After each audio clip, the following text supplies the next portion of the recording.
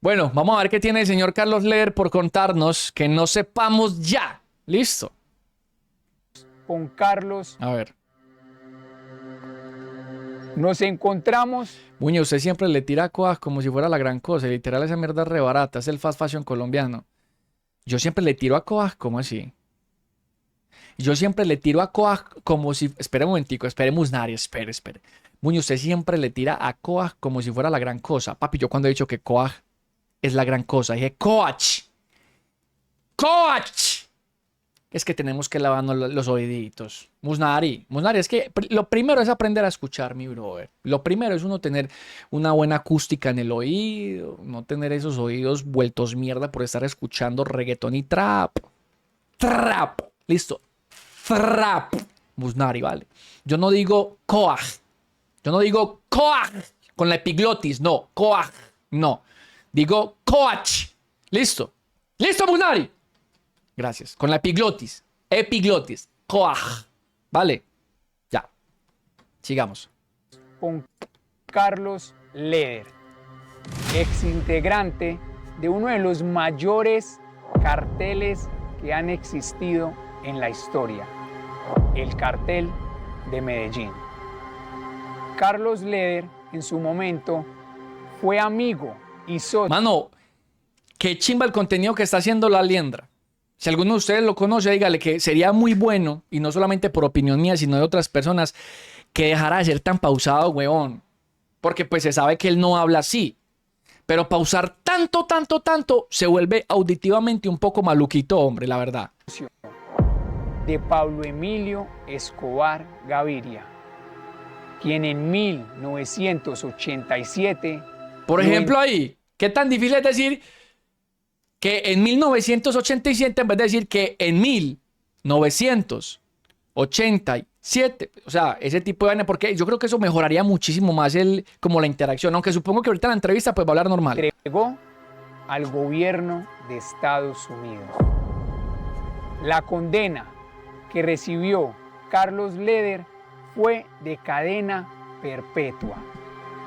Pero en el 2020, Carlos, por buen comportamiento y por negociaciones, quedó en libertad después de haber cumplido 33 años en prisión. Y hoy lo tenemos en exclusiva y nos va a contar un poco de la historia que muchos conocemos, pero esta vez con un poco más de realidad que de ficción. Así que pónganse cómodos, porque esto es...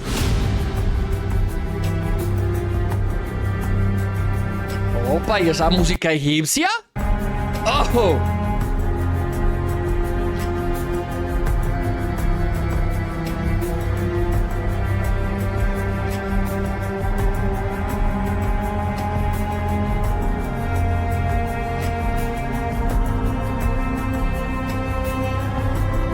Muñe, mala mía, no, Musnari, usted sabe que yo se le llevo la buena, huevo. Vamos a ver qué dijo Musnari, a ver si lo sigo insultando. Dice, mala mía, Muñe.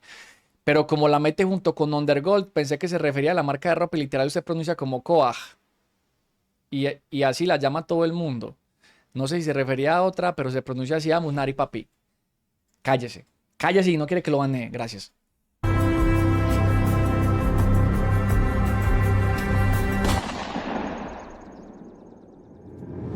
Mi señor Carlos Leder, muchísimas gracias por estar aquí con nosotros, por decidir contarnos un poco de la historia que muchos jóvenes no vivimos porque ni siquiera habíamos nacido, pero que la conocemos por... Carlos se ve que está que se habla, mano. Carlos Leder ahí internamente está diciendo, pues este hijo de puta, ¿por qué habla tan pausado, hombre? En la época mía, yo hubiera metido por ahí 34 tiros a este tipo, hombre, por desesperarme nomás, ¿ah? Le hubiera dado por ahí 3 pases, por 4 líneas de perico a ver si se avispa, hombre.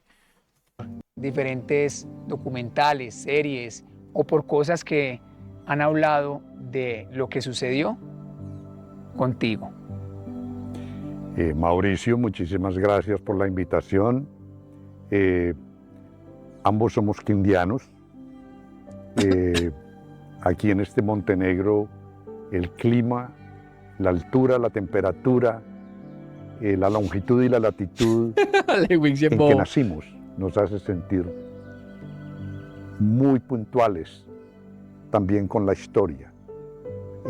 Muchísimas gracias por la oportunidad de expresarme, de manifestar mis inquietudes, de contestarles sus preguntas. Mi señor Carlos Leder, después de estar en prisión más de 33 años, ¿cómo es salir de nuevo a la Marica, es que realidad? 33 años en la cárcel, la edad mía, huevón, toda mi vida en la cárcel. No, perro, increíble. Yo creo que eso nos va a tocar poner este video por ahí en velocidad por... Veo que los dos hablan muy lento. Acá. ¿Cómo es su vida actualmente y cómo han sido estos últimos años que ha estado en libertad? Estuve confinado por 33 años día por día y me dieron la libertad 2 meses después de que había estallado la pandemia, el COVID. Lo primero que haces cuando tocas suelo libre, cuando sales de la cárcel, ¿qué es lo primero que sientes o qué es lo primero que haces cuando ya tienes un pie ahí fuera de la cárcel? Mauricio, tu brillantez y eres un visionario tremendo, porque te digo que se me seca la garganta de la emoción de pensar de que por primera vez, cuando vino inmigración y me sacó de la prisión, constaté en mi mente y en mi sentimiento de que ya era libre. Antes era, sí, te vamos a dar la libertad, pero hay muchos pero ese día, ya cuando inmigración me retiró, entonces me llevaron a un cuartel de inmigración para enviarme a Alemania. Y un oficial de inmigración muy formal me trajo un teléfono. Me dijo, mira, tu hija te envió este teléfono. Pero yo nunca había tocado un teléfono. Claro. No los conocía. Claro. Y me dijo, préndalo, enciéndalo. Yo no sé cómo. Entonces él llegó, le apretó y miro. Y mi hija estaba en la pantalla. Espera. Ahí conocí el teléfono inteligente. Claro, porque la última vez que tuviste un teléfono antes de entrar a prisión eran los Me típicos... están diciendo que lo pongo 1.5. Le digo, pero es que ustedes son muy canzones. Lo pongo 1.5 y malo. 1.75 malo. Había que marcarle y hablar, si no teléfonos inteligentes cibernéticos de hoy día. Como esas sorpresas, era todo, el computador, al principio el complejo del preso, de que uno no tiene el uniforme ya, ¿cierto? Pero en la mente queda como si todos alrededor saben de que tú eres diferente, que tú eres un convicto que acabas de salir de la prisión. Entonces es un proceso de asimilación de la sociedad. El narcotraficante Carlos Leder quedó en libertad. Así lo decidió el juzgado 18 de ejecución de penas de Bogotá. Recordemos que Leder había sido detenido al ingresar al país en un vuelo proveniente de Alemania. Asimismo, ordenó la inmediata libertad de Carlos Leder, lo que se produjo aproximadamente a las 11:30 de la mañana. Como ustedes lo pueden ver en las imágenes, Carlos Leder salió de acá, de la sala de detenciones de la DIGIR, en el mismo traje con el que fue detenido. Allí lo recibió su abogada defensora, Sondra McCollin, quien luego de un abrazo lo llevó hasta el vehículo que fue transportado en el camino. Pues no quiso hablar. Lo único que dijo cuando le preguntamos sobre alguna declaración frente a su situación aquí en Colombia, dijo: viva Colombia. Viva Colombia.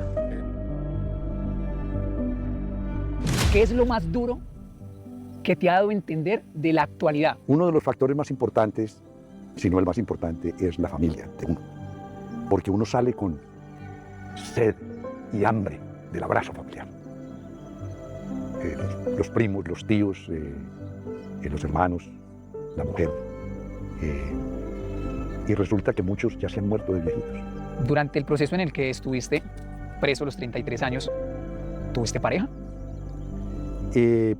Nunca, digamos, algunas de mis hijas me visitaban. Mi hijo me visitó. Mano, por ser Carlos Leder no puedo hacer chistes, mano, porque es maluco, ¿no? O sea, ustedes me entenderán. Ahí pude haber hecho unos 3, 4 chistes más o menos, pero creo que mi integridad física es muy necesaria en ese momento.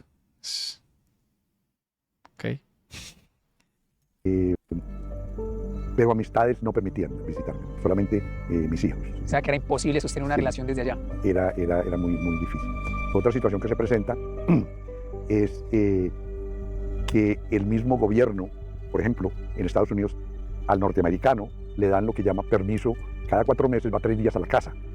¿Qué? Sí, americano, pues, pero al extranjero no. No es extranjero, no.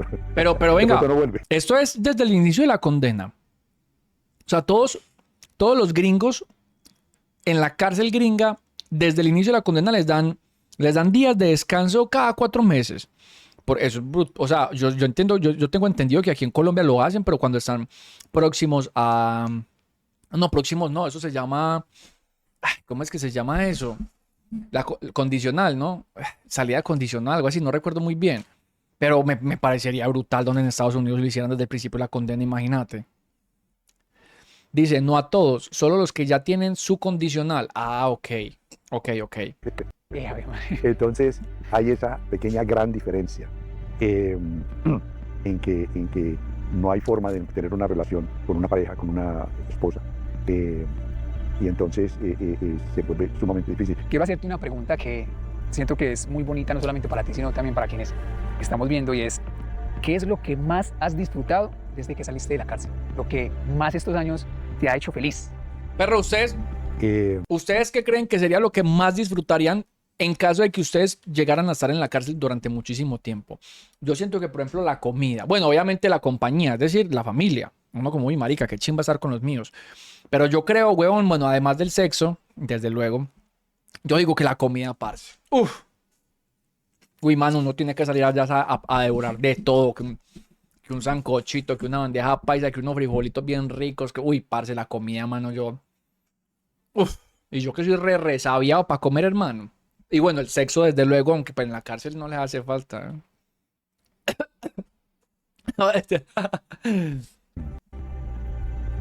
Tener la conciencia limpia y libre de toda culpa y pecado. Porque primero, pagué en prisión mis delitos. Segundo, hice la paz con Washington, el gobierno más poderoso del mundo. Y hice la paz con Bogotá. Yo tenía una sentencia en Colombia, la misma ministra de Justicia lo dijo públicamente, que esa sentencia ya quedó anulada, porque esa sentencia prescribió hace 7 años. Entonces no tengo ninguna cuenta pendiente en ningún país del mundo. Contigo siento que sucede algo especial, Placho, don Leder, y es que... Placho, totalmente cierto, hermano, Sisas, es verdad. Energía y se te siente una tranquilidad muy genuina. Vos vienes de una historia muy pesada que en Colombia, en Latinoamérica y en el mundo se conoció, y es el cartel de Medellín, y de ahí pues actualmente muchos personajes no quedan vivos. Uno de ellos que en su momento también habló de todo lo que pasó fue Popeye. Popeye en algún momento también llegó a decir que tenía la conciencia limpia y que se sentía en paz. Pero veo algo muy diferente entre él y tú, y es que tú ya llevas cierto tiempo, más de 4 años afuera. No, pero es que yo creo que no se puede comparar a Popeye con Carlos Leder. Popeye era un man muy estallado, ese marica era muy estallado. Y se ve que, o sea, Carlos Leder se ve que es un señor. Yo no voy a decir pues que el man es un inocente ni nada, él ya pagó por lo suyo. Pero es que se nota que ese marica era un señor, que Carlos Leder era un señor del principio. Popeye era un sicario, mano. Él empezó siendo un sicario. De manera un chirrete, básicamente. No hay como compararlos, la verdad. La gente ha sabido aceptar y se ve contigo en paz. Popeye era un gato. Leder era un patrón. No he visto polémicas ni comentarios negativos hacia ti, pero con él sí hubo mucho rechazo. Con Popeye hubo demasiado rechazo, a pesar de que también fue un hombre que pagó muchos años en la cárcel, pero no se le sentía esa paz ni se le sentía esa tranquilidad que se te puede sentir a ti. Obviamente que yo fui el capitán de mi barco y respondo por lo que ocurrió en mi barco. Ya los otros personajes, está en ellos responder. Señor Carlos Leder, usted que estuvo Inteligente la respuesta del señor, ¿no? en una cárcel de Estados Unidos, ¿podría contarnos cómo es una cárcel en Estados Unidos? Mauricio, lo viví en carne propia. Media vida la pasé en prisión por mis errores. Yo fui el que les estaba introduciendo yo era culpable. Yo era el que estaba invadiendo el territorio de ellos. Yo era el que estaba quebrantando las leyes, estaba vendiendo. Me dieron el castigo. Una gran realidad es de que allí las cárceles, en lo que yo viví, están clasificadas según la peligrosidad del individuo. Si el individuo, por ejemplo, cuando yo fui extraditado, que como tú dices, pertenecía al cartel de Medellín, estaba en la lista como alguien sumamente peligroso.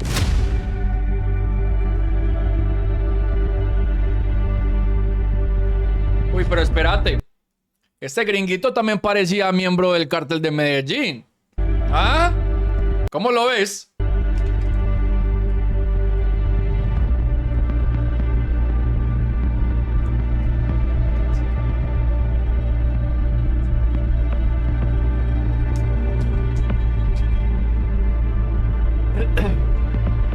Y me internaron en la única que se llamaba penitenciaría de Marion, en la frontera con Canadá, una super máxima, o sea, todos los presos estaban en calabozos individuales, sin comunicación, por el resto de sus vidas. Uy, qué horror, parce, qué desespero.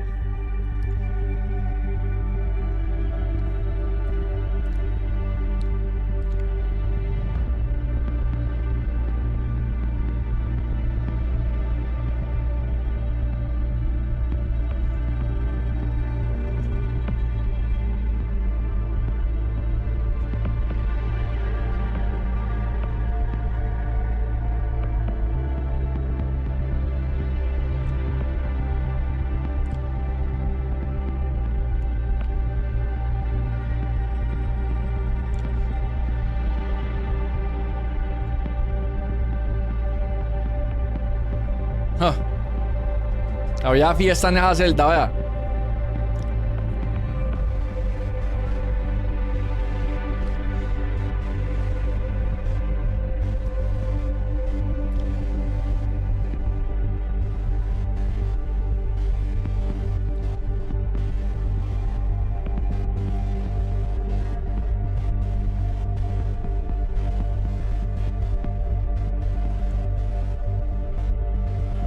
Sin ni siquiera salir al patio, sin ni siquiera... Toda la vida en el calabozo sin contacto humano con otro preso. ¿Cuánto duraste en esa? 4 años. Si pudieras describir esa celda, ¿cómo es? Es como es tipo caja fuerte para humanos. Uy, parce. Uf. Y allí estaban los criminales o convictos más peligrosos de los Estados Unidos según el gobierno. Por ejemplo, yo no tenía delitos violentos, solamente pero estaba clasificado. Al ser parte de un cártel ya Hice un paila. acuerdo que me ofreció la Fiscalía de Washington y fui trasladado a una prisión normal, ¿sí? Entonces ya en la prisión normal era una prisión donde tenía capilla, gimnasio, educación, patios y contacto humano. Y ahí hice 29 años. Ahí ya podías estar en una celda con otro preso. No, cada uno tenía su celda, pero abrían la puerta a las 6 de la mañana y la cerraban a las 10 de la noche. Entonces, Pero Liendra, ¿por qué tanto interés para saber eso, papi? ¿Es que va a poner también a mandar periquito por otro lado? ¿Qué? Uy, parce, 29 años, brother. O sea, 33 años, entonces, es que eso es mucho tiempo, brother. O sea, yo tengo 34 y yo siento que he vivido un montón, brother. Ahora imagínense todo ese montón en la cárcel. Uf. los presos estaban por los patios, en el restaurante, en el teatro, en el gimnasio, en la capilla. Suena más a un centro de rehabilitación que a una cárcel. Correcto, correcto. Esa era la idea, porque ese era un centro de rehabilitación. Y me dieron una segunda oportunidad. Estados Unidos me ofreció un negocio Lo de la cooperación. de rehabilitarme y asistir al gobierno en el juicio contra el dictador Manuel Antonio Noriega de Panamá.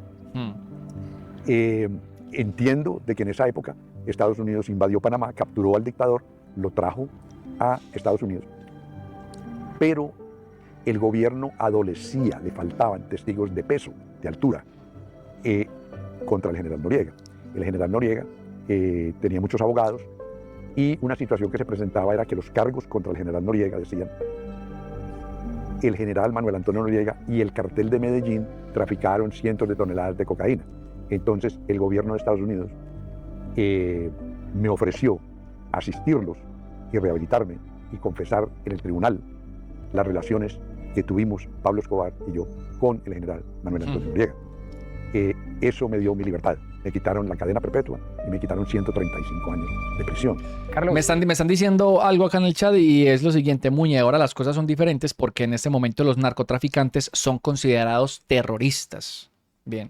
O sea, a él no le podían cambiar la condena porque fue condenado con la ley que existía en aquella época. uno acá en Colombia escucha que, y perdón por las palabras que voy a utilizar, pero uno escucha que en las cárceles violan, que toca estar activo porque le roban a uno las cosas, que toca pelear, que Claro. toca ganar jerarquía, que tiene uno que ser muy vivo. ¿Pasan esas cosas también en una cárcel de Estados Unidos?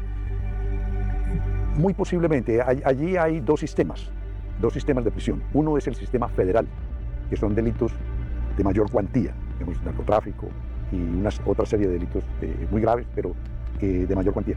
De crímenes menores van a las prisiones del Estado, pero sea del Estado, sea federal, los presupuestos económicos que gastan allá en las prisiones dan capacidad para mantener, según el nivel de peligrosidad, esas personas son puestas en otros sitios. Los separan. El que quiere rehabilitarse le dan una prisión donde es educacional, rehabilitadora, etc. La persona tiene que comprobar bien. que sí está arrepentido. ¿Sí? Estados Unidos lo que dice es, Vení, en Estados Unidos, una pregunta pues así que yo no sé de la vuelta, las cárceles también, porque allá tienen muchísimo preso también, pero las cárceles también sufren de hacinamiento, o allá al menos, no voy a decir que las cárceles son una chimba y que es un modelo a seguir y eso pues, pero al menos yo he visto que allá como que respetan el número de presos por celda, por ejemplo. Y el tema de las comidas y cosas así, pues puede que me esté equivocando porque igual yo no soy de Estados Unidos y tampoco he estado en una cárcel de allá y espero nunca estarlo tampoco. Pero me están diciendo por acá, no, las cárceles allá son bastante organizadas. Ok, ok. Dice, creo que dependen del estado. Ah, bueno, ok, del lugar donde estén. Me dice, Muñe, la comida es una mierda. Ok, dice, no, aquí no sufren de hacinamiento porque los estados con más crímenes tienen leyes que van a favor de ellos, así que los dejan salir bajo programas de rehabilitación. Ah, ok, ok, baby. Ok, gracias muchachos. aquí Sí, los- porque aquí en Colombia, no sé si ustedes sabían, pero aquí en Colombia las cárceles, o sea, no es que no cabe una persona más. No cabe uno solo más, mi hermano, la verdad. Por ejemplo, en una celda donde deberían de dormir, yo qué sé, unos 6 manes, duermen más o menos unos 25. Y no les estoy exagerando, pues es tanto así que hay gente en el piso y gente en hamacas. O sea, imagínense. O sea, hay gente en los catres, en el suelo y cuelgan hamacas, además, ¿no? Para que tengan gente en todos los niveles. Aquí ya no cabe una sola persona más, la verdad. que se quieren rehabilitar, Me dice Eduardo, yo estuve 5 meses en una cárcel en Estados Unidos y es bastante organizado. ¿Y por qué estuviste en una cárcel en Estados Unidos, bebé? ¿O qué? aquí los que quieren seguir con sus conductas. Y tú, como te quisiste rehabilitar, no estuviste en un alrededor con amenazas, peleas, matoneo ni nada, porque habían personas como tú Correcto, correcto. que querían ser mejor. Correcto. A tus 35, 37 años no estabas de acuerdo con la extradición. Hoy, después de pagar más de 33 años en la cárcel de Estados Unidos y ser extraditado, ¿aún sigues pensando que la extradición no es algo correcto en contra del narcotráfico? La extradición no es necesaria Necesario. para luchar contra el narcotráfico. Y le voy a decir por qué. Yo creo que muchas veces Ey, esta pregunta estuvo muy buena. Ey, Mauro, esa pregunta estuvo muy jodidamente buena, brother. el extraditar a los narcos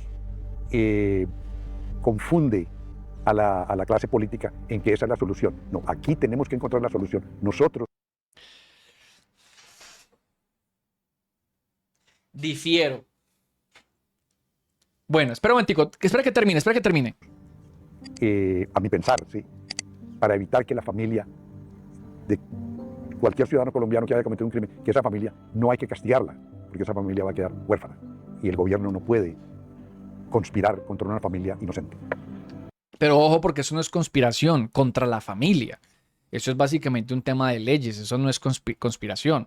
Y segundo, yo estoy totalmente de acuerdo con lo que está diciendo Carlos acerca de que aquí en Colombia deberíamos de buscar la solución. Nosotros aquí deberíamos de tener las penas necesarias y los sistemas carcelarios debidos para castigar a estas personas. Pero lastimosamente no los tenemos. Entonces, ¿qué vamos a hacer?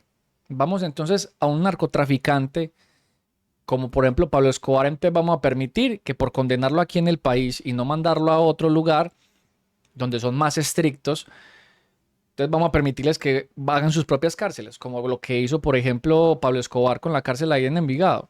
Que eso era un chiste, eso no era una cárcel, hombre, eso era una casa y una mansión básicamente para él donde seguía haciendo todo lo que hacía afuera. No, pues yo opino que bueno, hasta que Colombia tenga un sistema capacitado para poder tratar este tipo de crímenes, la extradición no está mal, porque al fin y al cabo la extradición se da por los crímenes cometidos en otro país. Claro, la droga se producía acá, pero la droga se mandaba a otro lugar. Es por eso que Estados Unidos pide el tema de la extradición, porque a ellos, entre comillas, es el que le está haciendo el principal daño, que es el consumo de la droga que sea que se está exportando. Entonces, por eso dicen, queremos que paguen aquí, porque aquí han hecho ese daño. A mí no me parece mal, la verdad. Cuando ingresas a una prisión, ¿te da igual un sonido de un avión o te genera algún recuerdo o pensamiento? Suena como música. Cuando llegas a una prisión de Estados Unidos, ¿Con qué te acobija la prisión? ¿Con qué cuentas de parte de la prisión de Estados Unidos? ¿Qué te da? ¿Qué recibes? Yo estuve en Nueva York, en la cárcel de Brooklyn, donde ahora tienen detenido al exdictador de Venezuela, Nicolás Maduro. Yo estuve en esa prisión es en el centro de Nueva York. ¿Uniforme de qué color? Zapote. El naranjado, ajá, Zapote, el famoso. Sí, todos, sí. Cosa que siempre se destaca. Allí hay almacén que te vende 80 o 100 dólares semanales en comida, utensilios. Lo tienes que pagar tú. Sí. ¿Y cómo tenías plata allá? No, allá no hay Dios plata. mío, Mauro. Tampoco te voy a decir, ¿eh? Chiquillo, tampoco te voy a decir, ¿eh? ¿Qué crees? ¿Qué crees? ¿Ah? La plata que uno trae la ponen en una cuenta de la prisión. Entonces uno firma. Te pueden mandar plata. Total, sí. ¿Máximo hasta cuánto? 500. $500 es lo que se puede. Máximo. ¿Cada cuánto? Cuando se acaba, pues, cuando están bajitos, puedes mantener 500. Puedo mantener Sí. 500. Entonces de ahí uno va al almacén y firma. Compra, digamos, 80 en una lista, 80 dólares en compras estampillas que necesitas para que compras desodorantes, cosas. La prisión te da, pero quieres algo de más calidad. Cigarrillos. Ya no, allá no venden cigarrillos. Nada que pueda ser un vicio. ¿Qué es No, lo más? no. ¿Qué es lo más? La gente más que todo compramos comida. O sea, pero en la tienda no había Claro. nada, ni alguito que usted diera como que se prestaba Papi, para. es que la comida es muy importante, weón. Pues, o sea, comer rico, a eso me refiero. O sea, claro, comer es lo más importante que tenemos porque es el combustible de nuestro cuerpo. Pero pues, marica, es que comer rico, mano, es todo, weón. O sea, ¿qué era lo más? Ah, no, yo siempre que salí, yo no estuve en ninguna cárcel, pero pues yo cuando presté servicio militar, eso es lo más parecido que he estado en una cárcel porque básicamente uno está ahí obligado. Papi, lo primero que yo hacía cuando salía allá era embutirme de todo, man. Yo me metía en una panadería y compraba de todo, la comida de mi mamá, de mi hermana, de todo, ir a domicilio. Por ejemplo, Chris, que también es militar, papi, eso es lo primero que uno hace, weón. Una hamburguesa, que ve un perro, que ve un rollo, que ve un pan crema, que ve un pastelito de pollo, que ve meta de todo, mano, de todo, weón. Prohibido que pudieran vender en la tienda de la cárcel. No. ¿Qué era lo más prohibido? ¿Un chicle, pues? ¿O qué era? No. No, chicles tampoco, porque con eso pueden tapar las cerraduras de las puertas. O sea, Carlos, no había un celular, ni un No, preso no. había ni un preso que tuviera la autoridad de manejar cosas por debajo. No. O sea, Ahí- cero corrupción. En el sistema que yo estuve federal, ahí no. O sea, aquí en Colombia es muy normal en las cárceles que, por ejemplo, Que tengan empresas montadas como call centers, por ejemplo. en este momento muchas personas nos pueden estar viendo desde la cárcel. Me contaba en estos días un amigo que en las cárceles de Colombia existe alguien que se llama, o que le dicen, El no sé, pluma. tiene cierto rango en la cárcel y si quieres un colchón lo puedes comprar, si un celular lo puedes comprar, El cigarrillos. pluma. De hecho, ahorita que les estaba hablando lo del hacinamiento, esos puestos que les acabo de nombrar se compran. Los camarotes se compran, los planchones se compran. El puesto en el piso se compra, porque si no te mandan a dormir al baño. No sé si ustedes sabían. Las hamacas se compran. O sea, tiene que pagar un arriendo al pluma. O sea, al que, imagínense, al pluma. Allá en la cárcel no la manda la institución, la mandan ellos mismos. Hay un man que manda a la cárcel o que manda al patio y usted le tiene que pagar a él, ay papi, si yo quiero dormir en este camarote, listo, tiene que pagar mensualmente 600 lucas. Ah, no tengo, listo, entonces duerme en una hamaca que cuesta 400, tampoco tengo, entonces duerme aquí en el piso de esta jaula, por así decirlo, se me olvidó el nombre de esta habitación, digámoslo pues. Duerma entonces ahí en el piso y le cuesta 200, no tengo, entonces duerme en el piso del baño. Los mandan así, o sea, allá todo cuesta, weón. Y se vuelve algo que literalmente es muy diferente a una cárcel de Estados Unidos. En el momento en el que te capturan, te llevan a Estados Unidos, te incautaron dinero y propiedades, o en ese momento no tenías nada a nombre tuyo. En términos generales, Pregunta cuando a difícil. uno se le extradita, es muy difícil defender las propiedades. Lo que uno tiene expropian de aquí. todo, sisas. Sí. De hecho, allá en el eje cafetero hay una propiedad de él que todavía está abandonada, que era como un hotel o restaurante, algo así, ¿cierto? Entonces, obviamente, un hecho que aconteció fue que el gobierno Le quitó confiscó todo. Ajá, todas claro. las propiedades, aunque en ese entonces no existían leyes de confiscación. Entonces el gobierno las congeló. Es decir, por ejemplo, vetó las notarías de autorizar traspaso de toda propiedad. La posada alemana. No la confiscó porque no había leyes de confiscación, estamos hablando hace 40 años. Pero entonces no las podías vender Pero entonces, ¿cuántas propiedades pudiste haber perdido en ese tiempo? todas, ¿Más de 10? muy posiblemente. ¿Más de 15? No sé exactamente cuántas, pero todas las propiedades mías y de mi familia no tenía nada que ver con mi negocio, le fueron confiscadas. Actualmente ni siquiera te tomaste el tiempo de ir a alguna propiedad o de preguntar por algo de lo que tú sabías que en ese tiempo era tuyo. No. Ni lo has no, intentado. Al contrario. No, pues para que ya sabe que lo pusieron a perder. Todo tipo de trámite que tenga que ver con retar al gobierno. A lo que dice de Monster, ese man va de todas las preguntas de una manera brutal. Parce, él acaba de salir de la cárcel, obviamente no va a ser tan huevón de volverse a meter en una. Pues él tiene que responder con cautela, es obvio. Sobre propiedades que hayan sido mías. Porque aún hay una propiedad que se habla mucho siempre que uno pasa por ahí, que es La Posada, creo que se llama. Esa. Era una propiedad que todo el mundo sabía que era de Carlos Leder. No has ni siquiera preguntado por Y ella. qué lindo, parce. No. Te aseguro y te afirmo que no tengo absolutamente ningún interés en pedirle al gobierno que me retorne un solo ladrillo de las propiedades que yo tuve. Yo vivo de la venta de mi libro. Yo prefiero vender libros que vender. ¿Y cómo ha sido el pasar de vender a vender libros económicamente? Los libros traen mucho más felicidad que La coca trae dinero, pero te trae la cárcel, te trae el sufrimiento, te trae la persecución y la mala fama. o sea que a Carlos Leder no se le pasa por la mente volver a tocar ese negocio. Dios mío, Liendrita, claro, obviamente que... Chiquillo, 33, una vida en la cárcel, mando como puedo no volver por la misma maricada. Claro, obvio. Te aseguro de que cuando yo comencé en el negocio de la cocaína, que don Arturo me dio trabajo de chofer trayendo en mi camioneta cocaína de Bolivia, el asunto de la coca era muy distinto. Hoy día los sistemas de inteligencia de las agencias policiales de claro. narcóticos son La tan tecnología, sofisticados claro, obvio. que el que se introduzca en ese tipo de negocio hoy día está arriesgando todo. Señor Carlos Leder, hay una generación de personas que han crecido conociéndote a ti, pero no tal vez tu verdadera historia, sino la que muchas series y documentales han querido mostrar.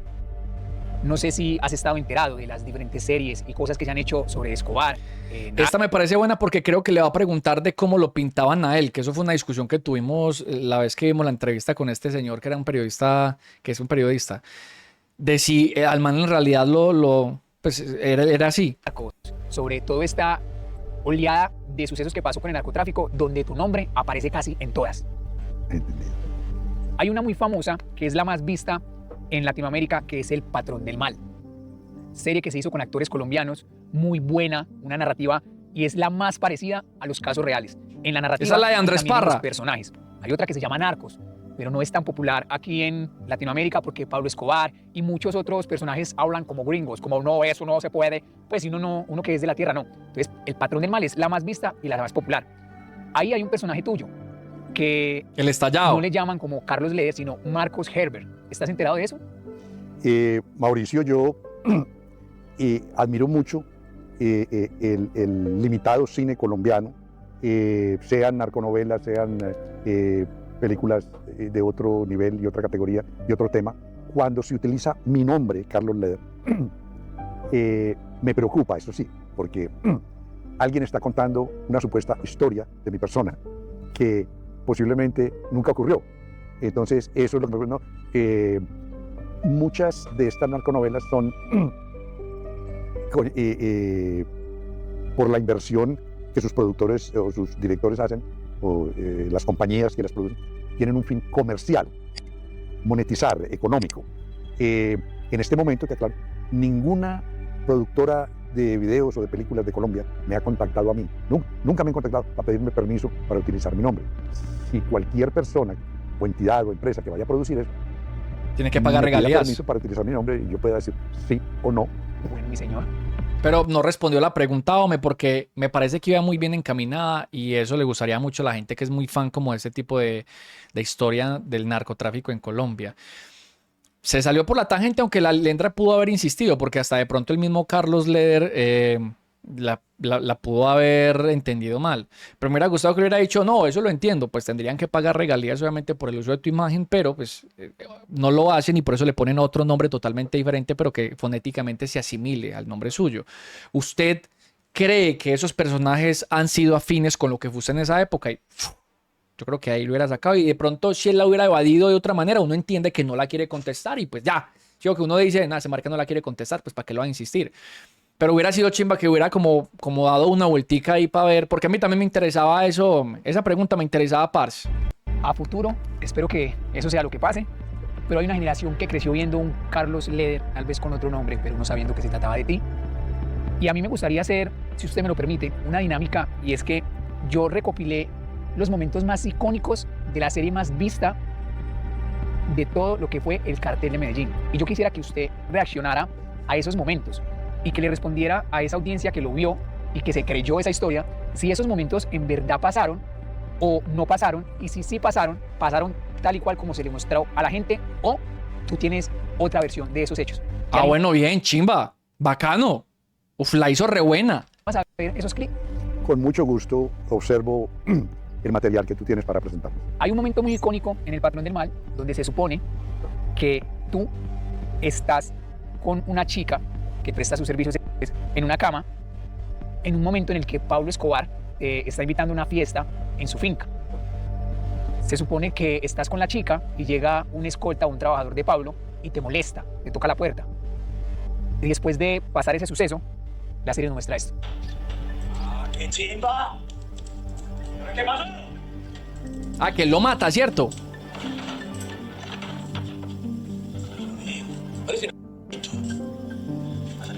Que ese man está enamorado de la meretriz. Pero este man creo que ese man coopera con la policía, ¿cierto? Juntate, no te metas más en problemas, vete. Este huevo, ¿no te das cuenta que yo estoy con ella acá?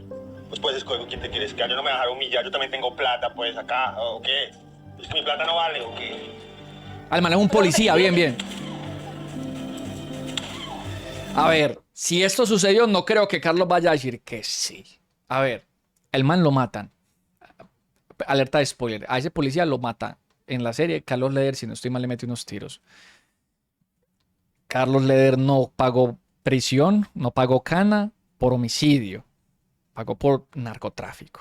¿No? O sea, no creo que él vaya a decir, sí, eso pasó. O sea, ¿no? Y que no sé si él vaya a aceptar en televisión, bueno, en televisión no, si él vaya a aceptar en un programa de esos que lo está viendo un montón de gente, que creo que él todavía sigue con la mujer de él, no estoy seguro, pues que sí, que le era infiel. O sea, que me imagino que ella lo sospechaba, pero pues no sé si lo confirmó o no. Yo creo que eso sería muy incómodo. No creo que este man vaya a decir que sí. Aunque haya sucedido, no creo que vaya a decir que sí.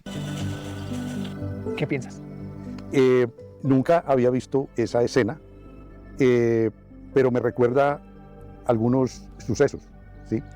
Y en el libro los especifico y los detallo.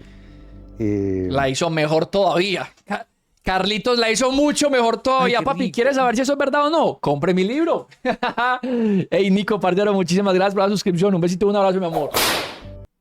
Voy a invitar a tu audiencia a que los lea en el libro. La hizo muchísimo más inteligente. Papi, Carlos es un perro viejo, mi hijo. O sea que si usted quiere saber, le va a tocar leer ese libro también y comprarlo, amor. Específico. Y alguien iba a atentar contra mi vida. Yo tenía la capacidad de autodefenderme. En el libro entro en más detalles. O sea que la escena no es del todo falsa. En el libro, Mauro, especifico si es falsa o no es falsa. ¿Listo?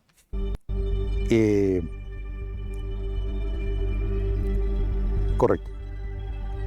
Te voy a mostrar otra escena que fue muy icónica. Y si nos podría responder esta en exclusiva para este podcast, te lo agradecería mucho porque es una escena... La cara de Carlos como, ¡ey, mano! ¡Ey, esto no lo pactamos, pa! Que en Colombia, quienes la vimos, fue un momento de mucha tensión, un momento que fue como icónico en el mundo del cartel de Medellín. Pero no puede pelar berraco como en Bogotá. No sé cuál es. ¿Cuál es el berraco problema? ¿Qué es lo que le pasa? No, Pablo, es que ¿sabes qué? Yo de vos no me voy a dejar seguir mangoneando, pues. ¿A usted te olvidó que ese man, ese padre de mi esposa era mía? A mí no se me ha olvidado. Que usted era un tipo diferente, Herbert. No un loco que se la pasa ahora convencido de que es guerrillero. Y eso es por andar teniendo las narices metidas, cogiendo perica todo el día. Y no solamente eso, tras derecho, después del viejo nos volvió también. Pero por lo menos no son traidores como vos, huevón.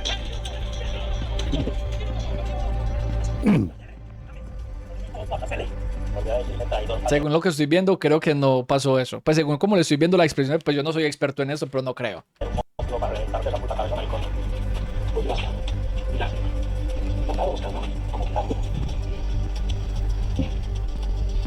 Sí, es material inflamatorio, escandaloso y, digamos, promociona ventas y comercializa violencia o lo que sea, pero eso es totalmente ajeno a mi ser, a mi pensamiento, pero las narconovelas incluyen todo tipo de morbos y de alegatos y especulaciones. ¿Qué es lo que sucede con las películas basadas en hechos reales? Lo mismo. O sea que en ningún momento en el pasado Pero, hubo una escena si quieres saberlo mejor, compra el libro de Carlos Leder, ¿ok? real donde Carlos Leder y Pablo Escobar se apuntaron frente a frente. No, nunca jamás. Volvemos al caso. Las narconovelas tienen su propia agenda. Nada que ver con eso. Ojalá en el futuro la compañía, empresa o filmadora que quiera hacer una película genuina, ahí está mi libro. Hay una escena de la serie donde quienes la estábamos viendo se mostró un Marcos Herbert, que es el personaje tuyo, donde está celebrando la fiesta porque por fin dan de baja a un capitán que estaba detrás de Marcos Herbert. Y Marcos Herbert decide hacer una fiesta, pero a la hora de que muestran las fiestas que supuestamente tú hacías, siempre lo hacían de una forma en la que no es que te dejara mal parado, pero sí te demostraban diferente a las otras fiestas que hacían los otros capos. ¿Cómo así? Ay, eso es harina, ¿no? Este negocio es muy efectivo, ¿no? Es que a Carlos Leder en esa serie lo muestran como mero soplete, ¿cierto? Agostinho le decían básicamente. Bueno, muchachos. ¿Con niños? Ah, una fiesta homosexual. Soplete y gay. Ah, marica, no jodas. Yo me estoy empezando a poner de ambiente y cuando me pongo de ambiente me va a poner partir. Así, señores. Así, compañeros. Que usted le va a repartir la ¿Por qué andas tan pensando? Sí, estos son ficción y fantasías morbosas de los que producen esas películas, esas narconovelas.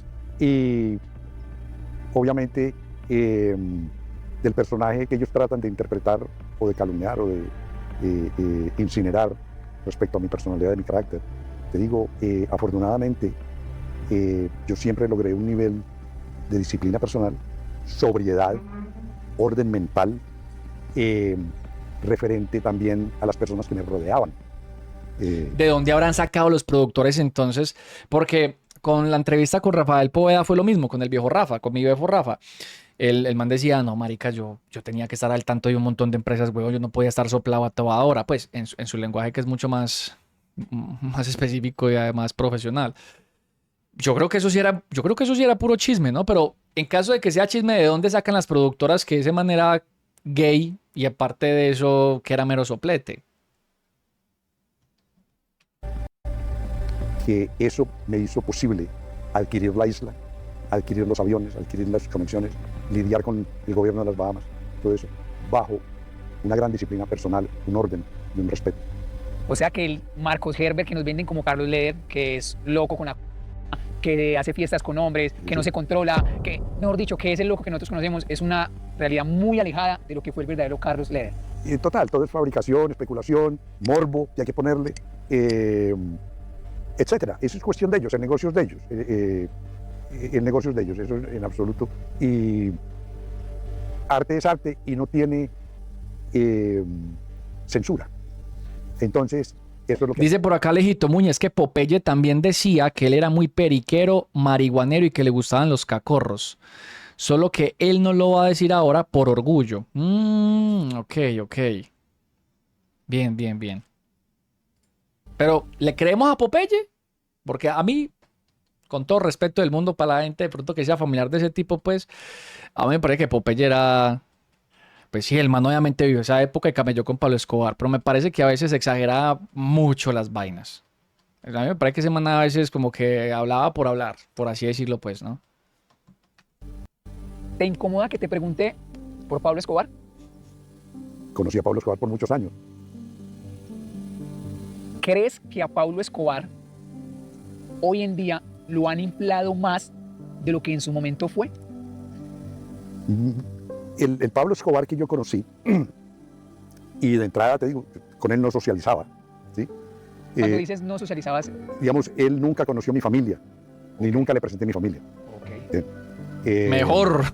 Qué peligro, parce. Pablo, a mi ver y mi experiencia, tenía múltiples personalidades, tanto que eventualmente se convirtió en un monstruo y eventualmente el gobierno lo fusiló porque estaba haciendo inmensos daños terroristas a la sociedad. Pero también digo que lo que enloqueció a Pablo Escobar fue el hecho de la extradición. Él lo cogió sumamente a pecho porque él decía que prefería una tumba en Colombia, ¿sí?, que una cárcel en Estados Unidos. Entonces, digamos, cuando a mí me extraditaron, él posteriormente lanzó una guerra armada contra el Estado y mató mucha gente. Pero la pregunta que queda es esto: si no hubiese habido extradición, ¿hubiese Pablo Escobar lanzado esa guerra terrorista? Posiblemente no. Digo yo. ¿Cómo se une Carlos Leder a Pablo Escobar? ¿Cómo es ese primer momento en el que conoces a Pablo? La historia es simple, pero ha sido secreta. Es el nombre, título, el cartel de Medellín.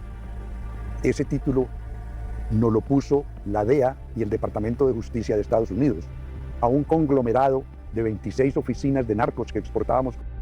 Entonces nos puso cartel de Medellín como una lista. Para poderlos condenar, sí. Muchos de nosotros no nos conocíamos ni nunca nos conocimos. Yo nunca conocí a Don Berna y se supone que es del cartel de Medellín. O sea que lo que me estás Uy, pero contando... ¿cómo van a sacar a Don Berna con ese parado, mano? ¿Cómo van a sacar a Don Bernita, hombre, con ese parado de reina, huevón? Qué grosería, qué grosería. ¿Quién es ese? ¿Ja? Con decirle que cuando capturaron a Don Berna, Medellín volvió a entrar en guerra. Cuando le digo todo, huevón. Cuando a ese señor lo capturaron, hermano, eso fue en el 2000 y algo. Yo no me acuerdo en qué año fue que capturaron a Esteban, fue después del 2000, creo que eso fue después de que yo presté servicio militar, si no estoy mal. Cuando a ese tipo lo capturaron, papi, Medellín volvió a entrar en guerra en esa época, huevón, en el 2008. Bien, en el 2008, bien. Y pues no sé si acá haya gente de Medellín de esa época, supongo que sí. Parce, cuando ese señor era de la oficina de Envigado, si no estoy mal, y cuando lo capturaron, huevón, Medellín otra vez enloqueció, mano. Por ejemplo, las bandas del barrio mío se volvieron a coger a plomo porque las oficinas de cierta manera eran las que mantenían como el control, ¿no?, sobre los sectores, digámoslo así. Pues suena feo, pero es la verdad, las cosas como son. Y cuando a Don Berna lo capturaron, papi, todas esas bandas enloquecieron, empezaron a dar plomo otra vez, a matar gente, mano, y estos con estos, y con estos, y con estos. Pura balacera de fusil. No, eso fue mera gonorrea cuando cogieron a esa señora, hermano.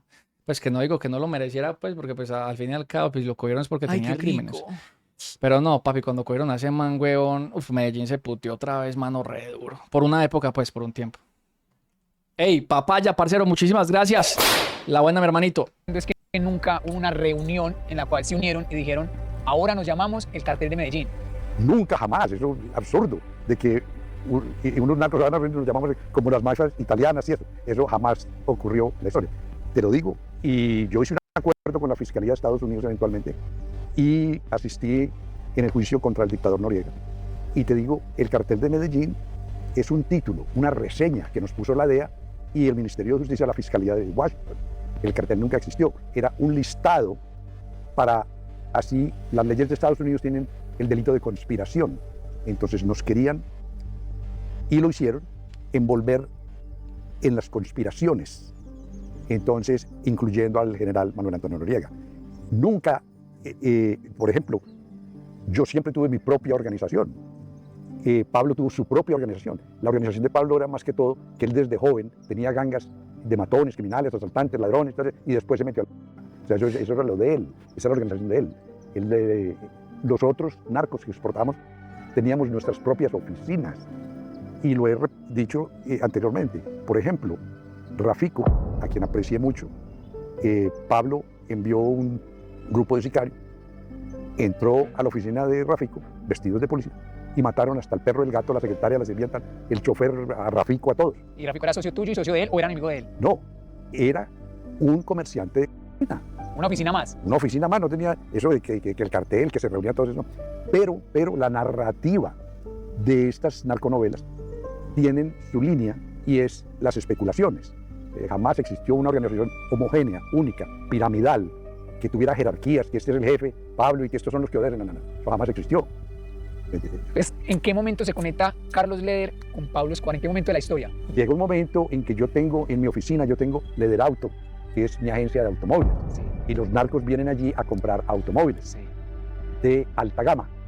BMW, Blazer, lo más bacano que había en esa época, entre comillas. Y Gustavo Gaviria, el primo de Pablo, me lleva y me presenta a Pablo Escobar, pero cuando eso tiene mi propia organización y era narco exitoso. Pues no fue importante para ti la presencia de él más que un cliente. Ellos tenían su propia oficina. ¿Entiendes? Después, con el tiempo, fue que Pablo se metió a la política y yo me metí a la política. Él tenía su movimiento político, yo tenía el mío. Los abuelos debieron de contarte que Carlos Leder tenía un movimiento político en Armenia, ¿o no? Sí, yo supe. Esa no me la sabía yo. Por eso nosotros nos oponemos contra la extradición de latinoamericanos y de colombianos a los cárceles imperialistas. Y no solamente nos oponemos, sino que luchamos contra la extradición. Tenemos que entender que existe un libro verde que están condensadas los pensamientos, la filosofía, la ideología, la proyección, las fórmulas del movimiento cívico latino nacional que nació aquí en el Quindío y es escrito por mí personalmente. Sin unirse con Pablo. No. Pablo tenía su movimiento político en Medellín. Hemos venido a realizar nuestro programa número 14 de Civismo en Marcha. La labor de Medellín sin duda que esta magna obra llega en este momento al estado principal. Pablo Escobar Gaviria, acompañado del doctor Carlos Gaviria. Un saludo muy especial para todos los deportistas. En el aspecto de iluminación, obras que está entregando Civismo en Marcha y el señor Pablo Escobar Gaviria, con la presencia de las principales autoridades de esta localidad y la actuación del cuadro atlético nacional. ¡Viva Pablo Escobar Gaviria! Esta es la obra de Civismo en Marcha, de Pablo Escobar Gaviria, el hombre del pueblo, el líder del pueblo, el hombre que está con el pueblo nuestro. La ideología principal de nuestro movimiento es civismo, nacionalismo, programas sociales, ecológicos y deportivos. ¿Usted cree el Robin Hood antioqueño? De ninguna manera, pero de todas maneras es un calificativo que resulta bastante interesante porque quienes conocen la historia de Robin Hood saben perfectamente que luchó y que salió en la defensa de las clases populares. Robin Hood antioqueño, ¿eh? Pero en algún momento sí se llegaron a reunir ya, no por el cartel de Medellín, sino por fiestas lo o es, por pues. cosas. Total, pues éramos negociantes, nos reuníamos a hacer negocios. La famosa foto que tienes con Pablo, en la que está sentado al lado de él, están en la misma mesa. Por videos, así es que todavía hay gente que pone calcomanías de él en los carros y en las motos y en las casas. ¿Qué ocurría ese día? Ese día ocurría, varios narcos estaban preocupados, cuando eso apenas se oía de la extradición, estaban preocupados y habían varios abogados ahí y estábamos hablando sobre el tratado de extradición. O sea, que era una reunión de tratado de extradición. Sobre la extradición. La extradición nos hizo reunir porque era una amenaza contra todos. Eso nos hizo reunir. Para Carlos Leder, que estuvo en ese círculo de los narcos y que conoció a muchos narcos personalmente, para ti, ¿quién era el verdadero narco con más poder en ese momento? Dejando a un lado las especulaciones de Pablo y de todo, no. Que tú decías, ese man la está haciendo muy bien, o es un duro, o es... Había miles de narcos. Y de todos esos narcos, tenían que buscar quién transportara a Estados Unidos. O sea, ellos pueden ser narcos lo que quisieran, pero sin transporte eso valdría lo que valía Colombia. Baila. Entonces surgimos nosotros, los internacionales. Entonces, Pablo tenía sus pilotos, yo tenía mis pilotos, y la mayoría la mandaban, no yo, ellos la mandaban a México. Y en México ya la entraban a pie, pues cruzaban el río los mexicanos. Entonces, pero mucha de esa se perdía. Yo desarrollé mi ruta por las Bahamas, adquirí una isla. Compraste una isla completa en las Bahamas. Completa. Pero con la protección ¿Dónde montó el del hotel? presidente de las Bahamas o del primer ministro. Pero ese primer ministro era de Inglaterra, ¿no? Porque las Bahamas en esa época estaban adjudicadas a Inglaterra. Entonces el imperio, creo que eso era un imperio en esa época, no recuerdo muy bien, eran él tenía ahí la conexión, ¿sí o qué? De las Bahamas. Entonces, ahí está en el libro la historia. Vamos a promover que la gente que se interese en las historias, yo tenía esa ruta por las Bahamas. Muchos de los pilotos que tenían los otros narcos eran norteamericanos. Pero México sí era el principal canal de entrar y ay, posteriormente Pablo logró Manuelito, muchas gracias. Al general Manuel Antonio Noriega de Panamá. Ese era el negocio que tenía mayormente Pablo. Y por Panamá volaban Panamá-México. Y en México regresaban a Panamá a echar gasolina. Entonces, había mucha competencia. Por ejemplo, a uno no lo dejaban acercarse o pues ellos hacían la forma, a los pilotos norteamericanos que ellos tenían, por miedo de que uno se los quitara, o viceversa, yo también me protegía, que nadie me quitara mis O sea, compartían, pero cada quien era muy cerrado en su oficina. Claro, porque cada uno era independiente. Eso de, total, había una competencia económica, tecnológica, y si te descuidabas te quitaban los pilotos. Carlos Leder, ¿a qué trabajadores de Pablo Escobar conoció? Bueno, eso lo dejo en mi libro. No es muy razonable ahora repasar, pero está en el libro varios de ellos. Sí. Posiblemente algunos estén vivos, posiblemente otros estén muertos, pero después de que me extraditaron a mí, explotaron las guerras, inclusive entre el cartel de Cali y el cartel de Medellín. ¿Tú no estuviste en esa guerra? No, yo estaba en Estados Unidos preso. ¿Alcanzaste a conocer a Pinina? Alcancé a conocer a Pinina. ¿Cómo así, Leder? Pero no, pues que el cartel de Medellín no existía, amor. A Popeye no. Vi 2 veces a Popeye, pero era más como conductor de carros, no como pistolero, sino conducía carros. Se sabe que no era entonces Pablo Escobar el patrón del cartel de Medellín y tampoco tú eras un socio de Pablo Escobar que hacía lo que él decía. No, absolutamente, eso nunca existió, Como te estoy diciendo, cuando... Mano, yo estoy que me compro ese libro, me lo leo y les hago un resumen. ¿Les gustaría eso o qué? Pablo inclusive... Es que mi libro Luna de Coca. Sí, les gustaría. Me voy a comprar el libro, pues me lo leo y vengo y le hago un resumen entonces. Nicaragua, él tenía su propio negocio, cuando hizo el negocio con este piloto gringo, que lo cogieron ahí y tomaron la foto. ¿Entiendes? Entonces eso, yo no tenía nada que ver con el negocio, eso era Pablo. Cada oficina que la DEA tenía reseñada como parte del cartel de Medellín, o sea, el listado de narcos exportadores, ¿sí? Cada oficina estaba reseñada y sabían quién era el dueño. También había muchísimas oficinas que lavaban, pues dicen hoy lavaban, pero que traían los dólares. Cuando eso era más fácil porque no habían leyes como hoy día de lavado de dinero.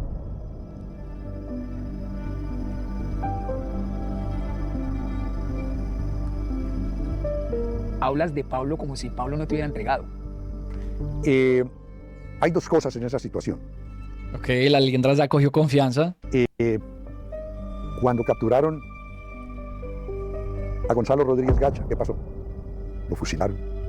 Cuando capturaron a Pablo, lo fusilaron. A mí me entregó Pablo, ¿sí? Pero la policía no me fusiló, te estoy contando la historia. Entonces, entonces el factor supervivencia ha prevalecido. Yo fui lo más justo posible en todas mis acciones. Claro, el que me iba a quitar la vida, pues tenía que arriesgar él mismo su vida. Pero aquí doy testimonio, y en mi libro lo he entregado por escrito, de mi protagonismo en toda esa época, desde que tenía 19 años hasta el día que llegué a Alemania de 70 años. Libre. Ahí está. Muchos estuvieron allá en ese tiempo, muchos hicieron plata, muchos deshicieron, ganaron, compraron, pero de todo ese cartel que en algún momento tuvo el mundo en sus manos, quedan 1 o 2. En esa era no había, los gobiernos o las autoridades no tenían la altísima tecnología cibernética que tienen hoy día, y los satélites y los teléfonos inteligentes con el caballo Troya adentro. Bueno, 1000 cosas. En esa época no era difícil traficar versus el día de hoy. Si yo tenía $1000 y los quería meter en un negocio de como el que ustedes tenían en ese tiempo, y el negocio salía bien, más o menos de cuánto podía ser la ganancia con los $1000 que yo invertí. Ok, Liendra, dime, ¿tienes $1000 ahí? ¿Estás buscando inversión, mi queridísimo Mauro? Es difícil estimar eso hoy día, pero el factor que jugaba el cambio total de las finanzas era exportarla, porque el consumidor en Estados Unidos pagaba cualquier alta cantidad de dólares por un kilo de, y en Bolivia valía $1000 el kilo, y en Colombia valía 2000, y en Estados Unidos valía miles de miles de miles. Entonces, no era que fuese muy valioso en Colombia, ni en Bolivia, sino allá. Y esa es la manzana de la discordia entre los sistemas antinarcóticos y los narcos. Mientras allá la compren, aquí alguien, en el tercer mundo, desde Bolivia hasta, bueno, ya viste Venezuela, el involucramiento que tiene con la... O sea que una vez, hace muchos años, yo de rebelde expresé la se ha convertido en la bomba atómica de América Latina. eso lo dije yo hace 40, 45 años. En cierta forma, hay un eco de ese pronunciamiento mío hoy día. Para cerrar, quisiera No, el video, sí, el video es que está lag, no es la transmisión. La cámara que tienen enfrente del encuadre de los dos, al parecer está sobrecalentada y le está bajando los FPS. Probablemente, yo creo que pusieron una de esa cámara ahí como un celular, es que no estoy seguro, porque las cámaras profesionales están preparadas para eso. ¿Quién sabe? Es la opinión de un mito que se generó en ese tiempo y que hasta el son de hoy todavía se sigue hablando de eso que en algún momento Pablo dijo. Tú me dirás si es verdad, si es mentira, y no me vas a responder porque tú creas que Pablo lo dijo o no lo dijo, sino porque tú sabías y puedes calcular si el dinero que ganaba en ese tiempo alcanzaba para lo que él dijo. Y es que se habla hoy en día, Carlos Leder, que Pablo Escobar en algún momento ofreció pagar la deuda que tenía Colombia con Estados Unidos. ¿Era posible que Pablo Escobar tuviera ese dinero para pagar esa deuda? ¿O tú crees que eso simplemente fue un mito que las probablemente televisoras, que la gente sí. inventó? De hecho dicen que probablemente sí. De hecho dicen que Pablo Escobar llegó a ser el hombre más rico del planeta, ¿no? A mi conocimiento, Pablo Escobar en Panamá, yo no estaba en Panamá, yo estaba en Nicaragua en ese momento, reunió unos abogados en Panamá y los abogados le escribieron una propuesta de paz que Pablo le mandó al presidente Belisario Betancur. Y en esa propuesta de paz, los abogados, por ligereza o por especulación o por candidez, pusieron de que Pablo ofrecía pagar la deuda externa de Colombia. Revisa los archivos que existen y todo coincide con estas palabras que te acabo de decir. Esa es la forma. No sé si Pablo aprobó o no aprobó, sí. Pero la carta o el documento que él le mandó al presidente Belisario Betancur le ofreció, entre muchas otras cosas, pagar la deuda externa de Colombia. Y con las cifras que ustedes hacían en ese tiempo, ¿Pablo tenía para pagarla? Sí, más que sí, claro. No, era algo estrambótico que los abogados ofrecieron. Pero yo no creo que esa idea salió de la mente de Pablo, sino de estos señores que le estaban haciendo los papeles. Ya. Y el presidente Belisario, si tú ves los archivos históricos, rechazó la oferta de Pablo. Señor Carlos Leder, muchísimas gracias por estar aquí, por haberme regalado el tiempo de escuchar esas historias. Muñoz, ¿usted qué cree que hubiera pasado si hubieran aceptado pagar la deuda externa? Colombia es un narcoestado básicamente, ¿no? Pero pues en esa época hubiera sido como más legítimo, ¿sí? Porque pues mira que en esa época se sabía quién eran el narco sin cuáles estaban metidos en temas de política. Entonces, si hubieran aceptado que Pablo Escobar pagara la deuda externa, primero, eso hubiera tenido un montón de connotaciones porque sería como una especie de separación entre Estados Unidos y Colombia, que usted sabe que Colombia pues ha sido aunque le duela a la gente escuchar eso porque es la puta verdad, Colombia ha sido el patio trasero de Estados Unidos, igual que muchos otros países de Latinoamérica. De haber aceptado eso sería como desligarse, es algo que Estados Unidos no iba a permitir desde luego. Pero si hubiera sucedido, pues toda esta gente hubiera tenido mucho más poder político y luego de que estuvieran montados, pues la próxima alianza con Estados Unidos o algo pues hubiera sido como más jodida. Eso hubiera sido para mal. Pues estamos mal de todas maneras, pero yo creo que hubiera sido para peor, porque esa gente hubiera quedado al mando del país. Pronto mostrarnos una realidad que muchos jóvenes creerán que es increíble, pero que tal vez son muchas fantasías y que usted es el caso real de lo que vivió y pasó un narco, una persona que decidió meterse en el mundo de 33 años en la cárcel de Estados Unidos y hoy está aquí contando la verdadera historia. No son solamente lujos, no son solamente yates, ni fiestas, ni mucho el dinero que nosotros vemos en series. Usted es una realidad de que es un camino que te puede arrancar casi la mitad de vida y que usted es un milagro y una mente muy fuerte para hoy en día estar acá. Muchísimas gracias por compartir, por el regalo del libro que va en su 5ª edición y que ustedes lo pueden conseguir en las plataformas que les estoy dejando aquí abajo. Lo pueden pedir en diferentes lugares, les va a llegar, porque lo que Carlos Leder hoy nos contó es solamente un 5% de un 100% que hay en ese libro. Bueno, ya el video terminó. Me parece que estuvo bueno, pero no aporta mucha información de la que queríamos. Y es totalmente entendible por lo que les digo. Carlos Leder fue condenado por narcotráfico, no por homicidio, extorsión y bueno, ese tipo de huevonadas. El marica tampoco se va a clavar el puñal en la espalda, ¿no? O sea, en la espalda ni siquiera en la espalda, ni siquiera no se va a hacer un harakiri. Básicamente la información que hemos escuchado aquí, pues la escuchamos en el podcast de Rafael Poveda, aunque hubo algunas variaciones que se le agradecen a Mauro. Me parece que la Liendra se está esmerando realmente por hacer un contenido muy diferente al que venía haciendo hace mucho tiempo y es un contenido chimba. Y tampoco hay por qué caerle a golpes a decirle qué puta mierda de podcast. No, el podcast estuvo bueno. Algunos errorcitos y cosas a mejorar, claro, pero es que marcan a un profesional en esto y me parece que lo está haciendo muy bien.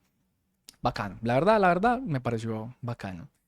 Y por cierto, me voy a comprar ese libro, mano, a ver cómo es la vuelta, huevo. Hombre, yo me compré el libro, me lo voy a leer y yo les doy a ustedes feedback y les digo, parce, esto, difiere con lo que vemos en los podcasts, me pongo a escribir, a anotar todas esas cositas para que no nos pierda y sacamos un video bien chimba acerca de eso.